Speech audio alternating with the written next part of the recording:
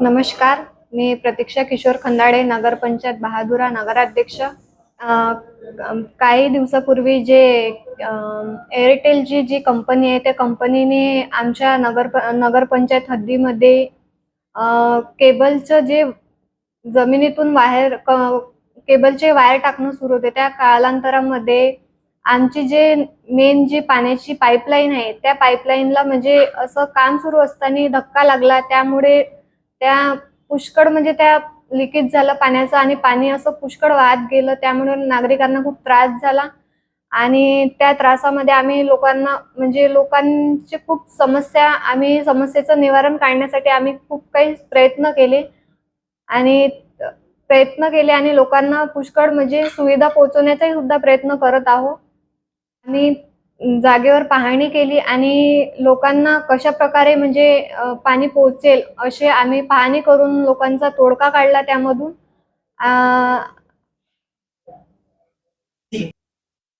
मी सौ पुष्पा रवींद्र गायधाणे, बहादुरा नगरपंचायत उपनगराध्यक्ष म्हणून या ठिकाणी मी कार्यरत आहे.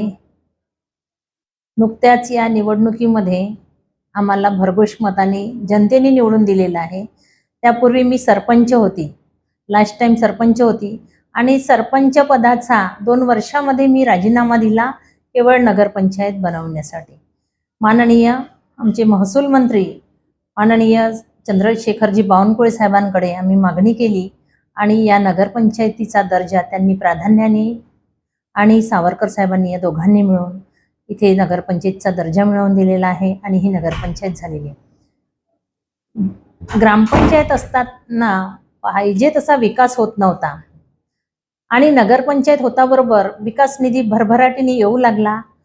खूप जास्त लक्ष आमचे महसूल मंत्री माननीय चंद्रशेखरजी बावनकुळे साहेबांचं या ठिकाणी आहे आणि भरभराटीने विकास निधी येतो आहे आणि पाहिजे कोट्यावधी रुपयांची कामं सारखे सुरू आहे. महाराष्ट्र जीवन प्राधिकरण योजना ही माननीय चंद्रशेखरजी बावनकुळे साहेब यांनी या गावामध्ये पुरवलेली आहे आणि हर घरी जल हर घरी नळ ही योजना या बहादुरा खरबी गोंडीसीममध्ये सुरू आहे. प्रत्येकाच्या घरी नळ आहे आणि शुद्ध पाणी प्रत्येकाच्या घरात येते आहे. प्रसंगाने एअरटेल कंपनीला आम्ही पूर्ण अटी शर्तीच्या अधीन राहून त्यांना आम्ही इथनं परवानगी दिलेली आहे. परंतु त्यांनी ज्यावेळेस काम सुरू केलं त्यावेळेला आम्हाला विश्वासात न घेता काम सुरू केलं आणि ते कुठेही आम्हाला नगरसेवकांना, अध्यक्ष उपाध्यक्षांना, इथले प्रशासकीय शासकीय अधिकाऱ्यांना कुणालाही माहिती नाही आणि त्यांनी काम सुरू केलं. रात्रीच्या वेळेला जे बेला डॅमवरून जी मोठी पाईपलाईन आलेली आहे ती पाईपलाईन त्यांच्याकडून फुटली आणि बऱ्याच प्रमाणात ते पाणी वेस्टेज गेलेलं आहे. उन्हाळा होता, उष्णतेची लाट आहे, पाणी अति आवश्यक आहे आणि अशा वेळेस ते पाणी त्यांच्या चुकीमुळे पाणी व्यर्थ वाया गेलं आणि आमच्या बऱ्याच नागरिकांना त्रास झालेला आहे. मी ज्या वेळेला ती पाईपलाईन फुटली त्यावेळेला मी बाहेर होती, परंतु अवघ्या 2 तासात त्या स्पॉटवर पोहोचून 9:45ला मी त्या ठिकाणी पोहोचली आणि तिथे पाहणी केली.